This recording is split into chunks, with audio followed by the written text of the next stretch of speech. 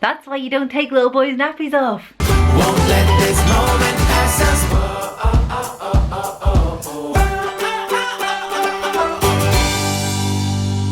Good morning and happy Thursday.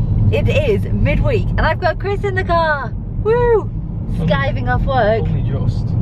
Yeah, he doesn't get up until really late. Like an hour before we had to be in the car, he was just starting to wake up out of bed. And I was like, get up! It's time to get up. Oh, second pigeon. We nearly ran over another pigeon. Kamikaze pigeons this morning. Something like that. I don't know. Anyway, we are off. Bump. We're off for Nathan's 6-week check at the GP this morning, which is quite a big event for him, really. It's like the end of him being an absolute newborn. But at this point, once he's finished at the GP today, he'll be kind of signed off from all his like first investigations and tests and stuff from both the health visitor and the GP for ages. We do have to bring him back to get his inoculations in about 2 or 3 weeks. But that's just the case of jabbing him and no actual investigation or inspection, nothing to see how he's doing. So he's going to be a grown-up after today, Chris. Are you ready? Big boy. A big boy. Big boy. Aww. We'll have to get him some big boy pants. You've already put him in some big boy pants today. They're huge. I did. I dressed him this morning in his 0 to 3 trousers. Because he is 0 to 3. He's right smack in the middle of 0 to 3. They're ginormous. He looks like he's wearing Chris's trousers. Anyway, so they're back off again and he's back into an all-in-one suit. So he's still my baby for today. Oh, these bumps are vicious. It's like they don't want you to go the speed limit. Oh, look. You didn't hit your head then. I want to know what the hell happened here. I'm just waiting in the doctor's surgery. This little guy's trying to wake up. Trying to tuck him in and keep him asleep. They're now running 35 minutes late for our appointment. I'm really bored now. And this little guy's getting a bit restless. Are you hungry, baby? Oh, where'd you go? Where did you go? It's only a matter of time before he starts getting grouchy. Hey, they shouldn't have kept us waiting so long, should they? No. This is what a baby waiting an hour for a GP's appointment looks like.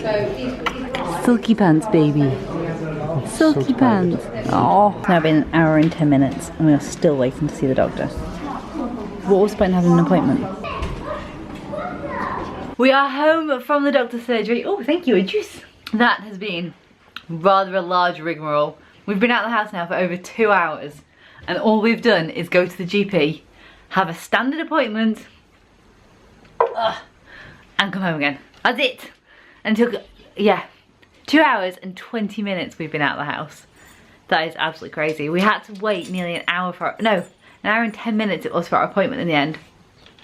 Which is ridiculous. How do they get that late at 10 o'clock in the morning? The appointment should have been at 10 to 10. How? How can they be running an hour late at that point? They can't have been open more than that. Right, Chris?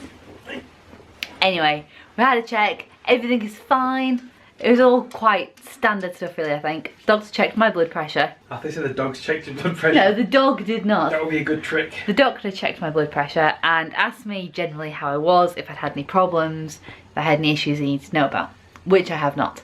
And then he asked about the baby and so we kind of did all the baby checks. He prodded his hands and his feet. He checked, what else did he check? Checked his hips, kind of manipulated his legs into positions to feel for his hips. Generally inspected him. We had to take his nappy off for part of the exam. And right on cue, as we removed, like the nappy had been removed, he'd been checked over. And then as the doctor kind of moved on to check another bit of him, didn't think to put his nappy back on. And this little wee kind of arced up and over. You say it was little. I've not seen so much wee in a long time. It was a really long wee and it was like this close to getting the stethoscope, like the earbud end of the stethoscope. That had to like quickly be yanked out of the way. And it was lucky that they had paper down on the bed, to be honest. But it was fine, it was an easy clean up. That's why you don't take little boys' nappies off. Cold air makes them weak. We were supposed to be going out today. We were going to go to the local museum, but now that it's been 2 hours since we've been out, we're hungry and it's lunchtime. And then after lunch, Chris needs to go back to work. Don't you, Chris? Yeah. Because it's a weekday. It's a bit rubbish. Thought I was going to see him today and now we're not. That's alright, Nate and I'll have to find something to do. What will we do, mate? He's had a very stressful morning, so at the moment he is fast asleep. As Chris is working late tonight and the weather has got an awful lot cooler today, me and Nate, my little friend right here, had decided to take Sheppy for a walk. This is our first time taking him, just the two of us, and so far it's not going too badly. It's a bit hard to camera and hold the dog and the pushchair though. I will do what I can, but at the moment we have dog, baby. Dog's not attached to baby, dog's attached to me. And luckily the pushchair is capable of being done one-handed. It's quite an easy one to push. And he's doing alright.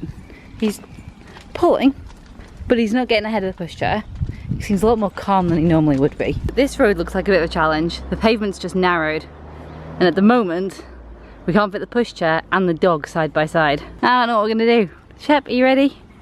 You're gonna try and not get run over? Okay, we've got a technique. Trap the dog between, no, Shep, this way. Come. Shep, ah, you damn dog. Right, come here, let me show them the technique. This way. Right, trap the dog between a big fence and a pushchair so he can't go forwards and he can't go sideways because I'm in the way. And we can actually get somewhere with the dog walking really nicely. And then we get to the park. Sit. Good boy. Wait. Wait.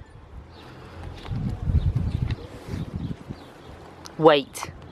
Wait. Go on then. Good boy. You didn't run very fast.